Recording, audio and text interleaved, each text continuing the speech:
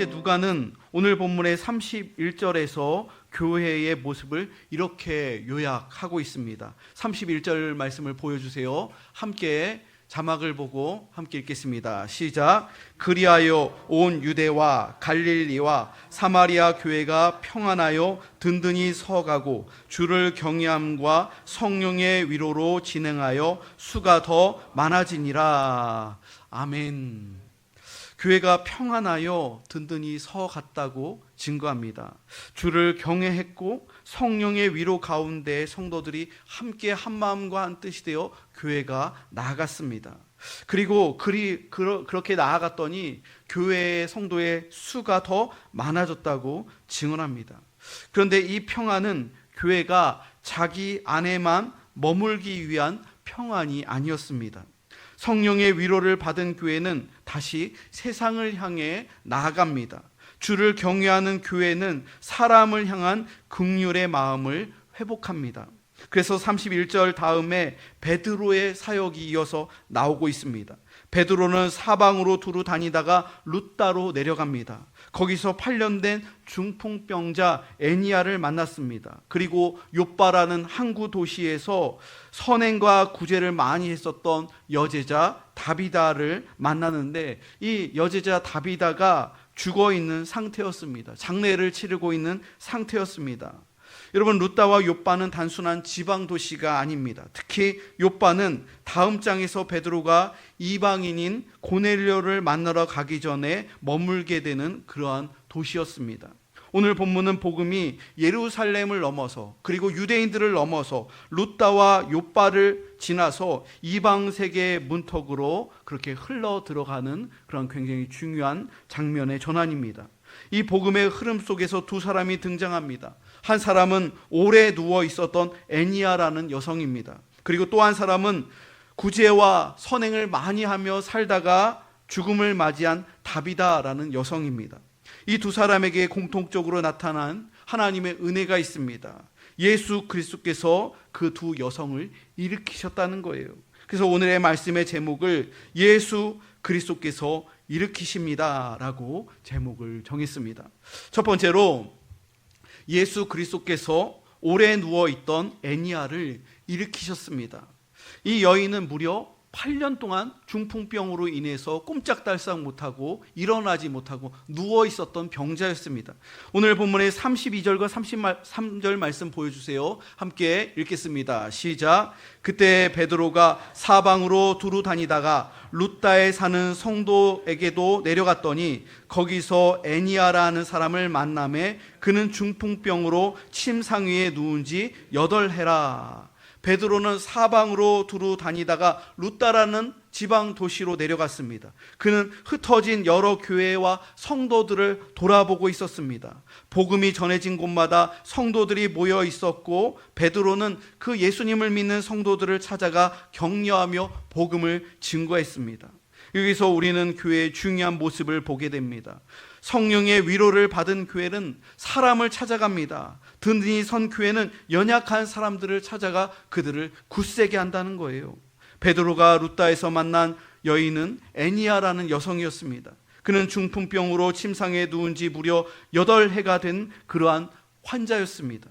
8년이라는 시간은 짧지 않은 시간이죠. 그는 스스로 도움이 없이는, 보호자나 주변의 도움이 없이는 일어설 수도 움직일 수도 없는 그러한 중증 환자였습니다. 침상은 그 여인에게 쉼의 자리가 아니라 갇힘의 자리였습니다.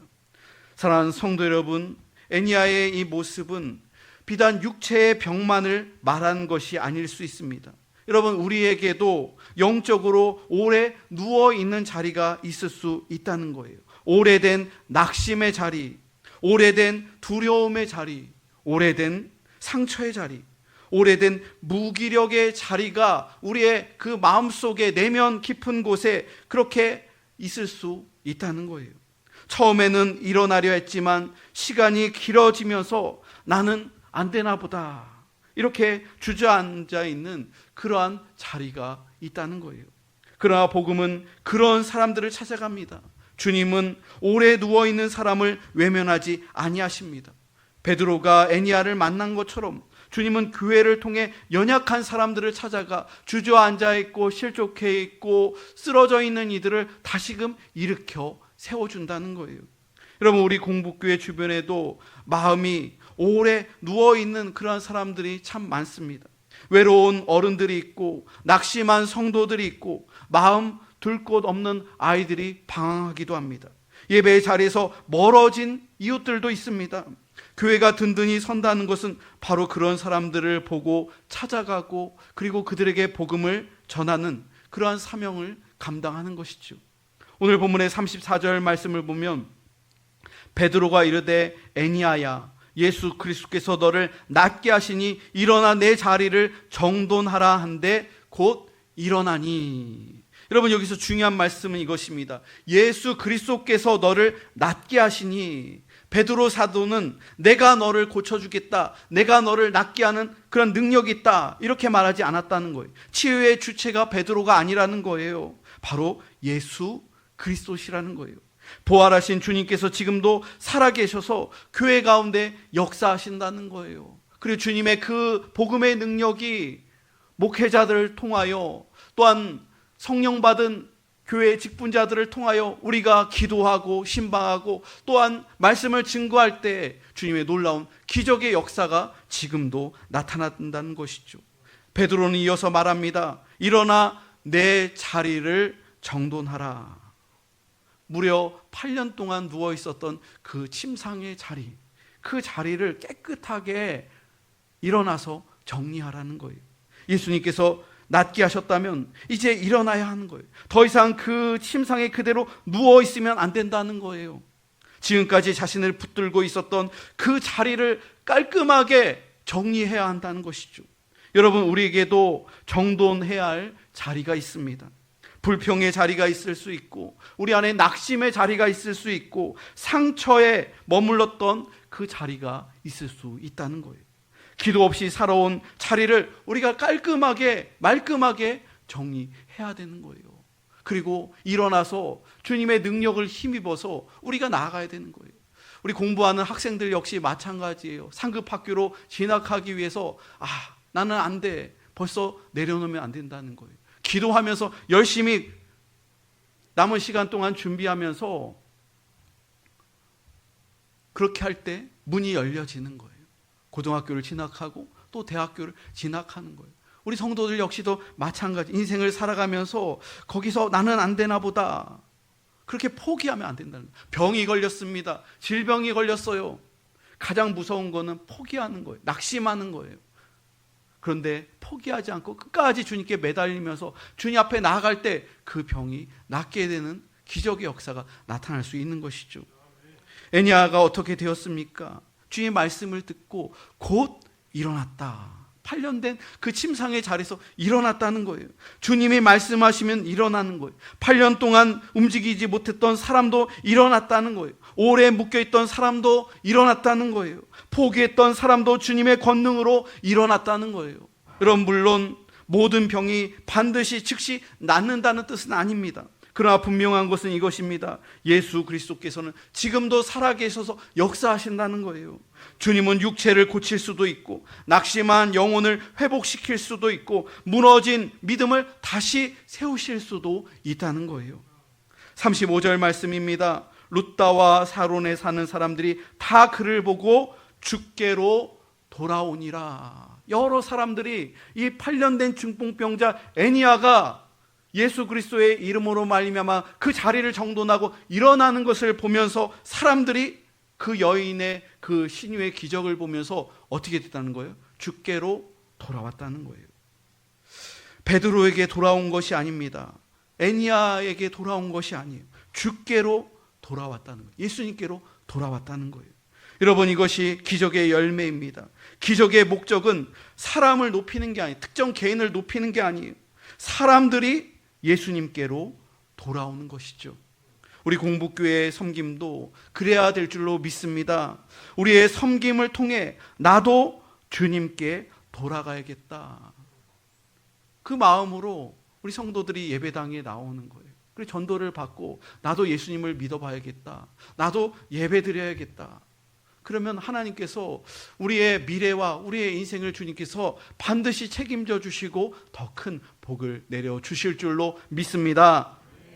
두 번째로 예수 그리스도께서 다비다의 삶을 통해 사랑을 보이셨습니다. 본문의 36절 말씀을 보세요. 함께 36절 읽겠습니다. 시작. 욥바에 다비다라 하는 여제자가 있으니 그 이름을 번역하면 도르가라. 선행과 구제하는 일이 심히 많더니. 욥바라는 이 항구 도시에 다비다라는 여제자가 있었다는 거예요. 그의 이름을 헬라어로 번역하면 도르가라고 하는데, 도르가라는 이 여인의 이름의 뜻은 무엇이냐면 선행을 많이 베푸는 여인, 막 퍼주는 여인이라는 거, 구제를 많이 하는 여인이라는 거예요. 그래서 성경은 이 여성을 말할 때 여제자라고 그렇게 말을 하고 있습니다. 여러분, 성경에서 사도행전에서 여성 신도 앞에 여제자라고 붙인 경우는 이 다비다, 도르가라는 여성이 처음입니다. 첫 번째예요.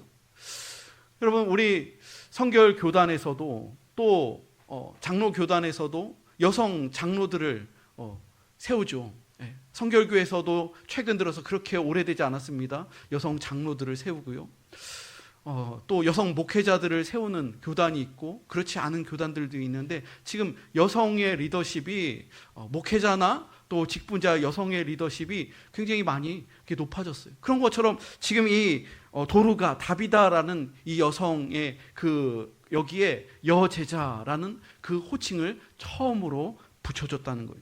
그럴 정도로 이 여성이 선행과 구제하는 일을 굉장히 많이 했다는, 교회 안에서 또 교회 울타리를 넘어서 이 일을 굉장히 많이 하는 헌신적인 여성이었다는 거예요.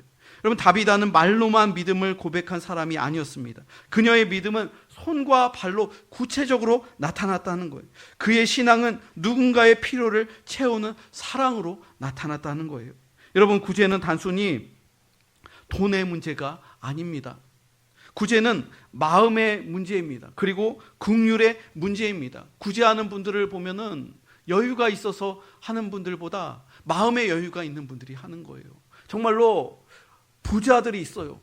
강남 땅에 빌딩도 있고. 근데 그런 분들이 더 구제를 안 하는 경우들이 있어요. 더 인색한 경우들이 있더라는 거예요. 그런데 구제하는 분들을 보면 자기의 삶도 굉장히 빡빡한데 그 가운데에서 마음에 사랑의 마음이 있다 보니까 어려운 사람들을 보면, 또 아이들을 보면 나눠주는 분들이 있어요. 그게 무엇이냐면은 마음의 문제라는 거예요. 또 사람을 보는 눈의 문제라는 거예요. 여러분, 돈이 많아야만 구제할 수 있는 것이 아닙니다. 따뜻한 말 한마디도 구제입니다. 우리가 다른 이들을 볼 때, 이웃들을 볼 때 따뜻한 말 한마디, 그것도 구제라는 거예요. 외로운 사람을 찾아가는 것도 구제입니다. 어려운 사람의 이야기를 들어주는 것도 구제입니다. 밥 한 끼를 나눈 것도 구제이고요. 또 교회에 오는 어린 아이들을 칭찬해 주는 것도 구제라는 거예요. 여러분, 구제는 남는 것을 옛다 하고 던져주는 일이 아니에요. 그거는 아니에요. 그거는 그 사람에게 마음의 상처를 주는 거예요. 자존심을 상하게 하는 거예요. 그렇게 하는 거는 그냥 적선이지 구제가 아니고 선행도 아니라는 거예요. 사람의 아픔을, 그 사람의 아픔을 내 마음에 받아들이는 것, 예수님의 긍휼을 내 손과 발로 옮기는 것이 선행이며 또한 구제라는 것이죠. 사랑하는 성도 여러분, 교회는 복음을 말해야 합니다. 그러나 복음을 말하는 교회는 동시에 복음으로 살아야 합니다. 입술로는 예수를 시인하면서 삶으로는 긍휼이 없다면 세상 사람들은 복음을 듣지 않을 것입니다. 우리 공복교회는 큰 교회는 아니지만 이 다비다의 마음을 가진 교회입니다. 우리 여러 성도들이 긍휼의 마음이 있어요. 그래서 그 긍휼의 마음으로 어려운 이웃들을 섬기고 또 어린 아이들을 위해서 그렇게 마음을 쓰는 분들이 많이 계세요. 외로운 어른들을 살피고 형편이 어려운 가정을 우리가 외면하지 않고 마음 둘 곳 없는 아이들을 품는 그러한 구제와 선행을 베푸는 그러한 교회가 되어야 한다는 것이죠.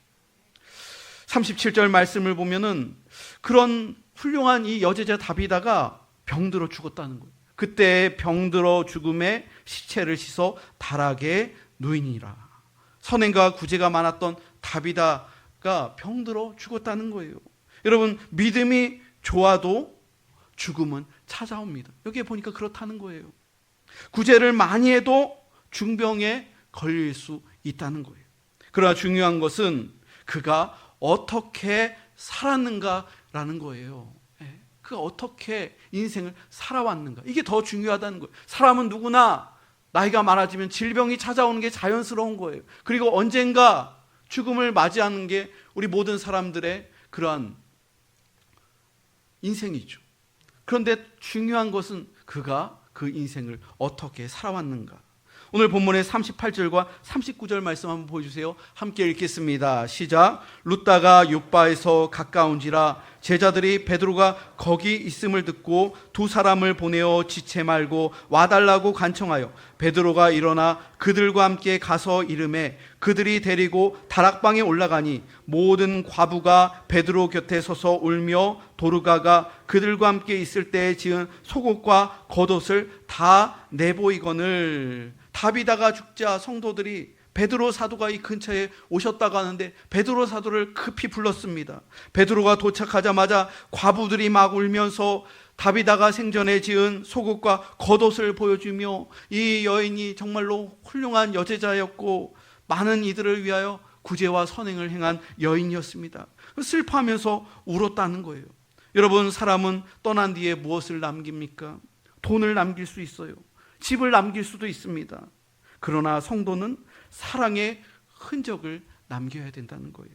누군가 그 사람 때문에 내가 살았다, 그분 때문에 내가 예수님을 알았고, 그분 때문에 내가 덕을 받았고, 그분 때문에 내가 도움을 받았다, 이러한 말을 듣는 것이 복된 인생인 것입니다. 여러분, 우리에게도 이 질문이 필요합니다. 내가 떠난 자리에 무엇이 남겠습니까? 내 손길을 통해 누가 위로를 받았습니까? 내 섬김을 통해 누가 예수님의 사랑을 느꼈습니까? 다비다는 죽었지만 그의 사랑은 사람들의 눈물 속에 남아 있었다는 거예요. 그의 구제는 과부들의 손에 들린 속옷과 겉옷 속에 남아 있었다는 거예요. 교회는 이런 사랑의 흔적을 남기는 그러한 사랑이 충만한 공동체가 되어야 될 줄로 믿습니다. 세 번째로, 예수 그리스도께서 죽음의 자리에서도 생명을 나타내셨습니다. 본문의 40절 말씀 한번 보십시오. 40절을 함께 읽어보겠습니다. 시작. 베드로가 사람을 다 내보내고 무릎을 꿇고 기도하고 돌이켜 시체를 향하여 이르되 다비다야 일어나라 하니 그가 눈을 떠 베드로를 보고 일어나 앉는지라. 여러분, 지금 베드로가 이 죽어있는 이 다비다 이 여성의 시신이 얹혀져 있는, 누워있는 그 방에 가서 기도를 해주는 거예요. 그런데 다비다야 일어나라, 이렇게 외치는 거예요. 여러분, 이 장면은 복음서를 보면 예수님께서 어린 소녀가 죽었을 때, 장례를 치르고 있을 때 예수님께서 그 소녀가 죽은 것이 아니라 지금 잠을 자고 있다라고 말을 하면서 달리다 쿰, 일어나라 소녀야, 이렇게 외쳤을 때 그 어린 소녀가 일어나서 죽음의 권세를 이기고 부활한 그 장면과 지금 베드로가 지금 이 도르가라는 여성을 위해서 기도할 때 도르가야 일어나라, 동일한 그러한 기적의 역사가 나타난 것이죠. 또 구약 성경을 보면 엘리야 선지자가 과부의 그 아들이 죽었을 때도 역시 마찬가지였어요. 다락방에 누워있는 그 아들을 위하여 기도했을 때 그 아이의 혼이 돌아와서 살아나게 되는, 죽음의 권세를 이기고 부활하는 놀라운 역사들이 일어났다는 거예요. 사랑하는 성도 여러분, 예수 그리스도의 이름으로 말미암아 주님께서 우리에게 놀라운 기적을 베푸시고 또한 기적을 일으키신다는 거예요. 주님의 능력은 사망 권세를 이기는 부활의 능력이 있음을 여러분 믿으시기 바랍니다. 주님의 이름을 믿으면 여러분, 죽음의 자리에 있던 다비다도 일어납니다. 주님은 연약한 자리에서도 일하시고 절망의 자리에서도 일하신다는 거예요. 우리의 눈에는 다 인생이 끝난 것처럼 보여질 때도 있습니다. 다시 살아날 수 없다고 여겨지는 그러한 현실적인 상황도 있을 수 있습니다. 회복할 수 없다라고 생각되는 그러한 상황까지 치달은 경우들도 있다는 거예요. 그러나 그러한 가운데 이제 끝이다, 이렇게 우리가 절망하고 포기하는 것이 아니라 주님이 일으키시면 죽은 것 같은 그 자리에서도 생명이 다시금 솟아난다는 거예요. 여러분, 제가 이번 주간 새벽 기도 설교 시간에 새벽 기도 때 설교한 내용인데요, 지난 주간에 이렇게 보면서 TV 뉴스를 보다가 어떤 뉴스를 보게 되었냐면, 최근에 미국에서 생명공학에서 이렇게 정말 특수한 현미경으로 이렇게 조사를 하는데, 사람의 이 상태, 세포 상태가요, 그동안 과학자나 또 의학계에서는 인간이 죽으면은 이 세포가 다 뭉개지고 다 문드러지고 다 이렇게 흩어져갖고 소멸된다, 이게 정설이었는데, 최근에 이 세포를 보면서 죽어있는 사람의 시신이나 세포나 또 동물들의 이 세포를 이렇게 관찰하면서 놀라운 것을 발견했는데, 무엇이냐면 그 세포가 그냥 사라지는 게 아니라 다시 이렇게 모이면서 재건되는 모습을 이렇게 포착한 거예요. 재건되는 모습을 포착했는데 그 상태를 제3의 상태다, 이렇게 얘기를 하는 거예요. 제3의 상태라고 조심스럽게 얘기를 합니다. 이게 무엇이냐면은 성경에서 말하는 제3의 상태, 우리가 우리의 육신과 우리의 피와 또 뼈와 이 살이 나중에는 흙으로 돌아가고 또 완전히 소멸되지만, 우리가 보지 못하는 이 영적인 세계 속에서 우리의 혈과 우리의 몸이 영적인 몸으로, 영적인 그러한 신령한 몸으로 다시 부활한다는, 부활의 그 작은 힌트를 지금 세상의 그 과학이나 의료계에서 보았다는 거예요. 그러면 여러분, 우리가 죽은 이후에 그냥 끝이 아니라는 거예요. 주님께서 이 영적인 세계에서 우리를 창조하신 그 하나님께서 계시는 곳에서 우리를 다시금 새로운 신령한 몸과 신령한 혼으로 다시금 부활시켜 주신다고 성경 말씀은 우리에게 증언하는 것이죠. 우리는 이 부활 신앙을 믿는 성도들이라는 거예요.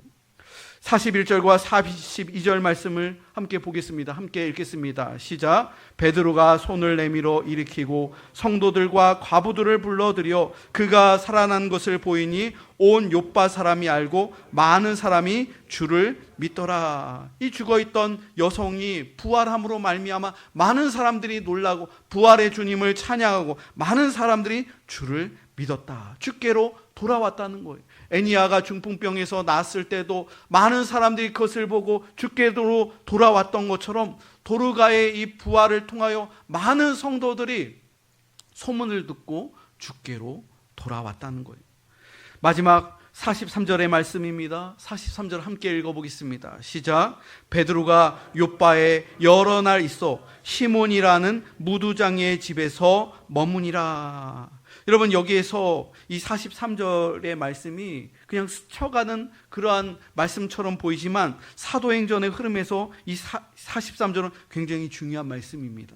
베드로가 욥바에 머물고 있었다는 거예요. 그리고 그 다음 장에 이방인 고넬료의 집으로, 이방인 선교가 열려지는 그런 선교의 지평이, 또 전도의 지평이 넓혀지는 그러한 역사가 일어나는 것이죠.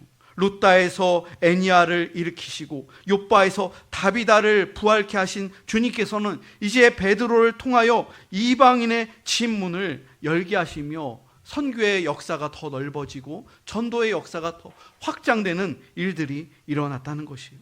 여러분, 복음은 결코 멈추지 않습니다.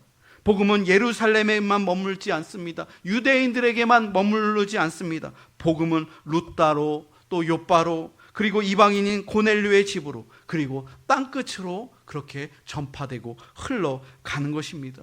사랑하는 성도 여러분, 우리 공복교회 역사 역시 마찬가지입니다. 이 흐름과 이 역사 안에 우리들이 있는 거예요. 우리가 만나는 한 사람, 우리가 돌보는 한 가정, 우리가 품는 한 아이가 하나님의 다음 사역으로 이어지는 징검다리가 될 수 있다는 거예요. 우리 공복교회에 나온 한 명의 어린아이, 우리 공복교회에 새로 등록한 한 가정, 그 한 가정, 한 영혼을 통해 하나님께서 크게 하시는 그 복음의 역사와 지평이 일어난다는 것이죠. 여러분, 우리에게 주어진 사람을 작게 여기지 마시기 바랍니다. 오늘 우리에게 주어진 섬김, 작은 섬김을 가볍게 여기지 마세요. 오늘 우리가 드리는 기도와 구제와 사랑이 하나님의 나라의 길을 여는 축복의 통로가 될 수 있음을 여러분 기억하시기 바랍니다. 오늘의 말씀을 우리가 기억하면서 주님의 복음이 우리가 살고 있는 이 공북리, 이 우리 교회의 이 울타리를 넘어서 우리가 살고 있고 기도하고 있는 이 마을 가운데 흘러 넘칠 수 있도록 주님의 역사하심이 정말로 오송에 살고 있는 귀한 영혼들이 정말로 우리가 그들에게로 다가가고 그들이 주님 존전 앞에 나와 함께 우리가 주님의 말씀을 증거하며 예배하며 기도와 사랑과 전도와 선교와 헌신을 통하여 더욱더 하나님의 나라를 이루어가는 우리 공북교회 모든 성도들 다 되시기를 주님의 이름으로 축원합니다.